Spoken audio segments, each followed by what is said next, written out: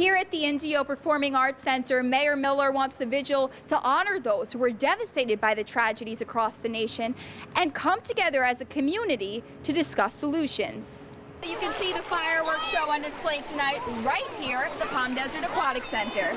Firefighters are on scene right now working to contain a hazmat situation as a result of this big rig accident. The New York City Parks Department tells News 12 that once the plan is approved, construction won't begin for 9 months and will take more than 12 months after that.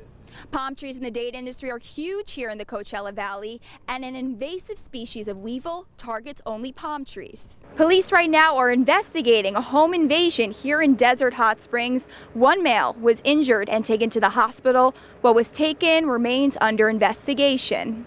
Here in the Coachella Valley, Indio will host a multi-faith community prayer vigil tomorrow. The goal is to bring together people of all faiths and backgrounds in a peaceful and non-confrontational setting.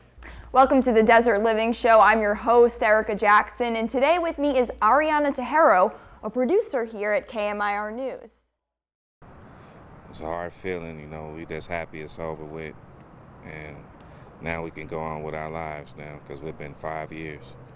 5 years later, and friends and family of Officer Jermaine Gibson may finally have some peace. At the Banning Justice Center, Derjon Gray, a felon who caused the death of Cathedral City Police Officer Jermaine Gibson during a high-speed chase back in March of 2011, was found guilty on all charges, including second-degree murder and manslaughter. The night started in Cathedral City, but ended fatally in Palm Springs when Gray was driving under the influence of methamphetamine, alcohol, and marijuana at over 100 miles an hour. During the chase, Officer Gibson's car crashed into a palm tree, which started a fire. Despite a rescue attempt from a fellow Cathedral City police officer, Officer Gibson died almost instantly. He knew this was possible. We had long discussions about this.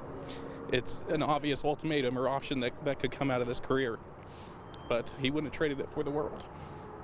Officer Gibson left behind a wife and an infant son. We're so happy that we got this verdict, and now our family can have some peace. Derjon Gray could face 30 years to life in prison during his sentence on September 9th. As a mother, I also felt for his mom as well. It's a heartbroken decision. We both lost our sons.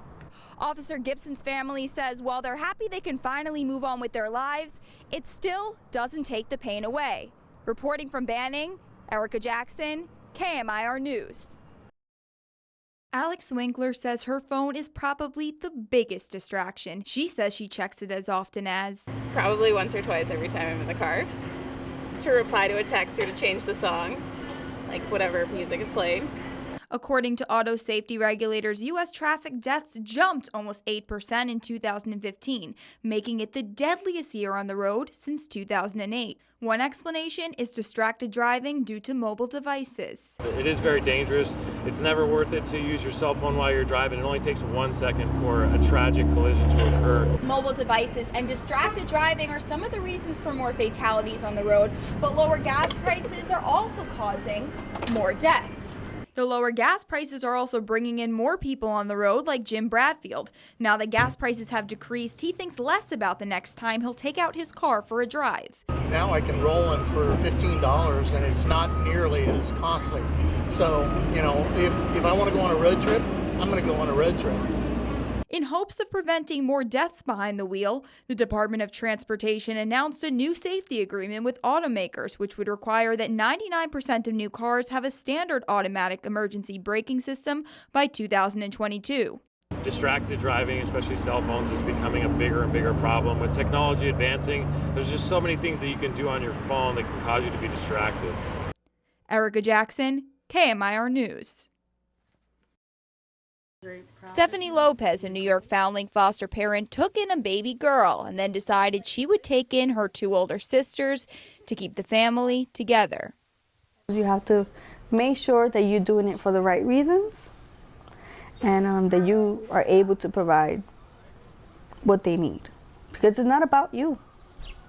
It's not about you. It's not about me. It's not about my husband. It's not about my kids. It's about them. What is best for them? She is now in the process of adopting 3 girls with the help of Gladys Vasquez, a case planner at New York Foundling, an organization that has 10% of New York City's foster care population. Vasquez said the bond between Lopez and her children was immediate. I met the girls and I could see they had an instant bond with mom. And they call her mom, you know.